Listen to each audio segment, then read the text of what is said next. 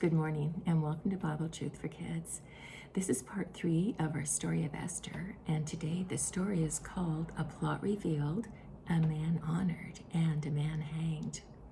You know, last week in our story, Mordecai had urged Esther to go before King Xerxes to plead on behalf of the Jews because Haman had orchestrated a plan to have all of the Jews destroyed on the 13th day of Adar. And you know, King Xerxes, he didn't even know that Esther was a Jew. But this was risky because you just couldn't go into the king uninvited. You risked your life if you did. And Esther had told him, I haven't been invited in over 30 days. Well, Mordecai said to her, if you don't do this, deliverance for the Jews will come from somewhere else. But know that you won't escape. What's going to happen to the Jews? You and your whole family will be wiped out. Well, Esther was courageous, and she decided that she would go before King Xerxes. And so she told Mordecai, first of all, gather all of the people in the capital city of Susa. That's where King Xerxes' palace is. Get all the Jews together and hold a 3-day fast. And myself and my servants will do the same. And then at the end of 3 days, I'll go before the king. And if I perish, I perish. Well, after the 3 days, Esther had a plan.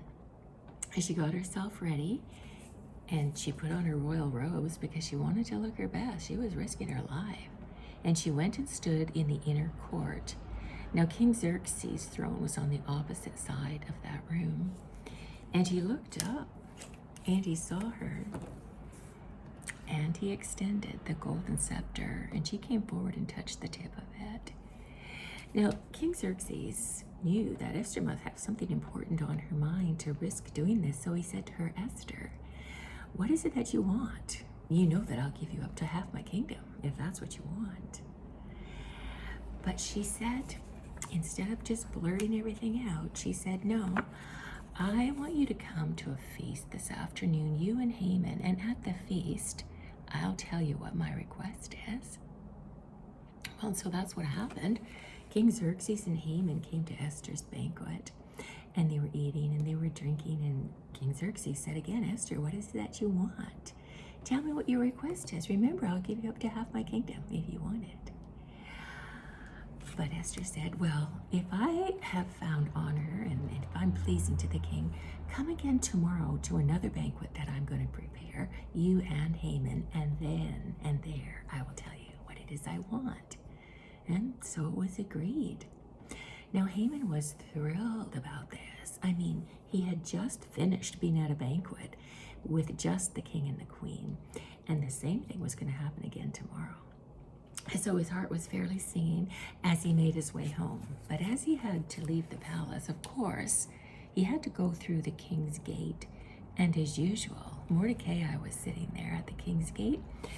And as usual, Mordecai did not pay him any honor or respect. He didn't bow down to him, really. He just kind of ignored him. And that infuriated Haman. He wanted to strangle him right then and there. But he didn't. He resisted. And he went home. Now, Haman was very wealthy. He had 10 sons and a wife, a lot of property, and a lot of friends. And when he got home and they asked him, like, how was your day today at the palace? He said it was wonderful. I was the only one invited to a banquet with the king and the queen, and tomorrow it's going to be the same. And then he went on and on about how important he was in King Xerxes' kingdom. There was no one more important than him other than the king. And he was powerful. And he just went on. And then he stopped and he said, but you know what? None of this means anything to me as long as Mordecai sits at the king's gate and refuses to pay me any honor or respect. You know, so then his wife, whose name was Zeresh, and his 10 sons and his friends, they gathered round. They said, we have an idea. This is what you should do. You should build a gallows 75 feet high, and then, plan to have Mordecai hung on it. You can tell the king all about Mordecai tomorrow and hang him on those gallows. And it's so high that everybody in the city of Susa will see him hanging there. Well, that idea really pleased Haman. And so he set to right then. He spent the whole night overseeing the construction of those gallows. Now, gallows, you know, I've showed you before, they look like this. But that is not at all what Haman was going to do. His was going to be 75 feet high. So that's as high as a 7-story building. So Haman's gallows is going to be this high. You can see how high it is compared to a person. So all night he oversaw that. Well, that same night at the palace, King Xerxes, he could not get to sleep. Have you ever had that trouble? Tossing and turning, he just couldn't sleep. So he decided to get up and read a book. And so he asked his servant to bring him the book of important deeds that were recorded in the kingdom. And so the servant began to read it to him, and they came to the part of where Mordecai had revealed the plot of the 2 guards that had been at the king's gate. They had been planning to kill the king, and Mordecai overheard it, and he reported it. And so, you know, the king said, well, what was ever done for Mordecai to honor him for doing that? And the guard looked and he said, well, actually nothing. And King Xerxes said, what? Normally we reward people right away for doing things like that. Well, I will have to fix that. Now, it's just getting to be morning. And so the king said, who's out in the outer court right now? Is anybody out there? And they said, well, Haman's there. So the king said, well, bring him in. So Haman came in. And the king said, Haman, tell me, what should the king do for the man that he delights in? Well, Haman thought, he's talking about me. He wants to honor me. And so Haman thought about what he would like. So he said, well, bring robes, royal robes that the king has worn, and put them on the man in whom you delight. And then bring the king's horse, the one that has the crown on it. And then have one of your noble officials lead the man around the city square of Susa, proclaiming loudly, this is what the king does to the man that he delights in. Well, Haman loved that idea. He thought, I am going to love this. Well, King Xerxes said, that's an excellent idea. Now I want you to do just as you've said, and don't leave anything out. Bring the robes, bring my horse, and do this all for Mordecai, the Jew who sits at the king's gate. What? Mordecai? Haman could not believe it. And then on top of that, Haman was chosen as the official to do this, to lead Mordecai around the city square. He was humiliated. He had to lead Mordecai on the horse. There's the crown on the top of the horse. The crown's right there. He had to lead him around the city square, loudly saying, this is what the king does to the man he delights in. You know, Haman had to eat dust and honor his enemy. Now, he was just mortified. You know, he went home, he put his hood over his head, kind of like what you would do when you put a hoodie over your head so you don't want anyone to see you. He went home, Mordecai went back to the king's gate. Now, when he got home, everyone gathered round it. He told them the whole story of what happened and how humiliated he was and how he had to do this for Mordecai.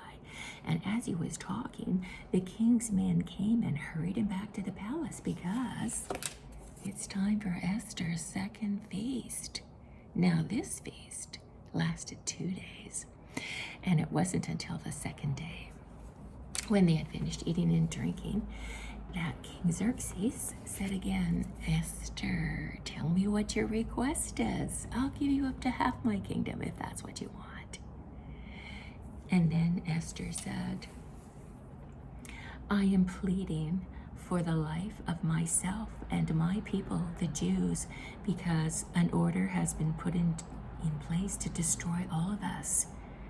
Well, the king rose up in anger. He said, what? Who put together an order like that? Well, Esther stood up and pointed right at Haman, and she said, he is the man, that wicked Haman.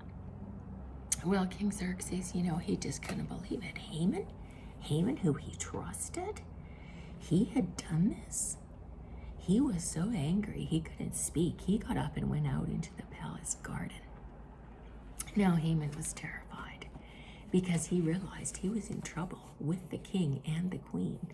And so he threw himself onto Esther to beg for his life.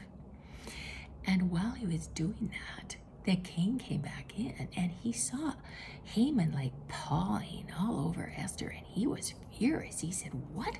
Are you assaulting me, my wife, in my own palace?"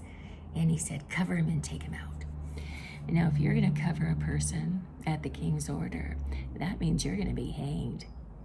And one of the king's men turned to the king and said, "You know, Haman has had a gallows erected 75 feet high, and it's standing at his house, and he was preparing it for Mordecai."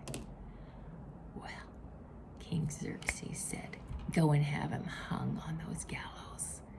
And that's exactly what happened. That very night, they took out Haman, and he was hung on the gallows that he had prepared for Mordecai.